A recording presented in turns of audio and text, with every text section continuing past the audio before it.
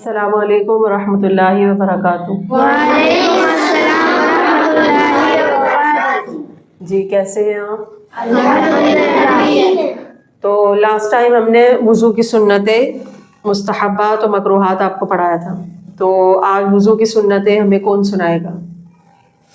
حمزہ۔ جی حمزہ، وضو کی سنتیں بتائیں۔ وضو سے پہلے نیت کرنا، وضو سے پہلے بسم اللہ پڑھنا، دونوں ہاتھ 3 مرتبہ دھونا، مسواک کرنا، سیدھے ہاتھ سے 3 مرتبہ کلی کرنا، سیدھے ہاتھ سے 3 مرتبہ ناک میں پانی چڑھانا، الٹے ہاتھ سے ناک صاف کرنا، داڑھی کا خلال کرنا، ہاتھ پاؤں کی انگلیوں کا خلال کرنا۔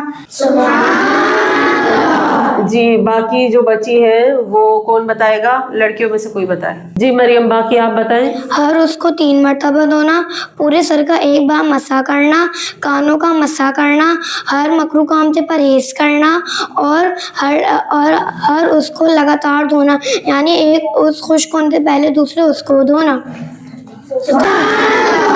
شاباش۔ جی سنتیں کتنی اور کون کون سی ہوتی ہیں، کون بتائے گا؟ جی معاذ آپ بتائیں۔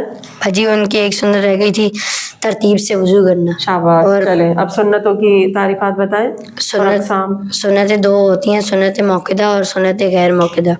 سنت موقدہ کی تعریف، موقدہ نہیں بیٹا، مؤکدہ۔ سنت موقدہ کو مسلسل ترک کرنے والا گناہ گار ہوتا ہے، جیسے اگر کسی نے ناک میں پانی اور کلی مسلسل ترک کی تو وہ گناہ گار ہوگا، 1-2 بار کی تو برا ہوگا اور زیادہ مرتبہ کی تو گناہ گار ہوگا، یعنی زیادہ مرتبہ انہیں چھوڑا تو جی تو گناہ گار ہوگا۔ اور سنت غیر موقدہ کو ترک کرنا جائز ہے، لیکن یہ مکروہ تنزیہی ہے، جیسے اگر کسی نے، یعنی اس کو ترک کرنے والا گناہ گار ہوگا نہیں، جیسے اگر کسی نے وضو سے پہلے بسم اللہ نہیں پڑھی تو اس میں کوئی مسئلہ نہیں ہے، نہ اس گناہ ہے، لیکن ہمیں بسم اللہ ان سے پہلے پڑھ لینی چاہیے وضو سے پہلے۔ جی اذان مستحب کسے کہتے ہیں؟ مستحب وہ عمل ہے جس کے کرنے سے ثواب ملتا ہے اور نہ کرنے سے کوئی گناہ نہیں۔ جی قریب آپ بتائیں مستحبات وضو کے۔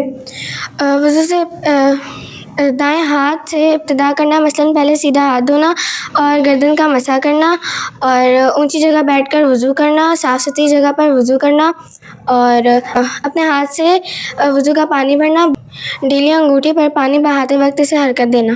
چلے شاباش۔ باقی بچ گئے وہ آپ بتائیں۔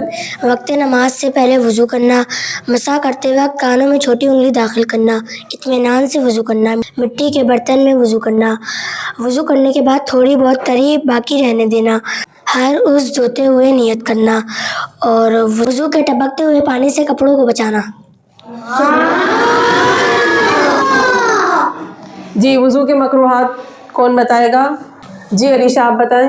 وضو یا غسل کا پانی استعمال کرنا، ناپاک جگہ بیٹھ کر وضو کرنا، قبلہ رخ تھوکنا، مسجد کے فرش پر بیٹھ کر وضو کرنا، بلا ضرورت دنیاوی باتیں کرنا، ضرورت سے زیادہ پانی خرچ کرنا۔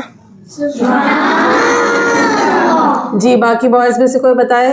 جی عثمان بتائیں۔ پانی اس قدر خرچ کرنا کہ سنا زیادہ نہ ہو، ہونٹوں اور آنکھوں کو زور سے بند کرنا، منہ پہ پانی مارنا، بلا وضو الٹے ہاتھ سے وضو کرنا، 3 بار سر کا مسح کرنا، اور تانبے یا لوہے کے برتن دھوپ میں گرم ہوئے پانی کو استعمال کرنا۔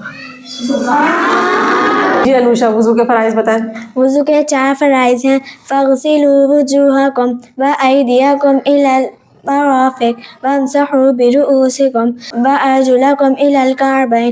سورہ مائدہ آیت نمبر 6۔ ترجمہ مکمل۔ چہرہ دھونا، دونوں ہاتھ کونیوں سمیت دھونا، سر کے چوتھائی حصے کا مسح کرنا، دونوں پاؤں ٹخنوں سمیت دھونا۔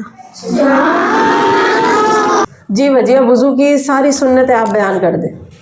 نیت کرنا، بسم اللہ پڑھنا، ہر اس کو 3 مرتبہ دھونا، ترتیب سے وضو کرنا، داڑھی کا خلال کرنا، ہاتھ پاؤں کی انگلیوں کا خلال کرنا، سیدھے ہاتھ سے 3 مرتبہ کلی کرنا، سیدھے ہاتھ سے 3 مرتبہ ناک میں پانی چڑھانا، الٹے ہاتھ سے ناک صاف کرنا، داڑھی کا خلال کرنا، ہاتھ پاؤں کی انگلیوں کا خلال کرنا، ہر اس کو 3 مرتبہ دھونا، پورے سر کا ایک بار مسح کرنا، ترتیب سے وضو کرنا، اعضاء کو لگاتار دھونا، یعنی ایک اس خشک ہونے سے پہلے دوسرے اس کو دھونا، کانوں کا مسح کرنا، ہر مکروہ کام سے پرہیز کرنا۔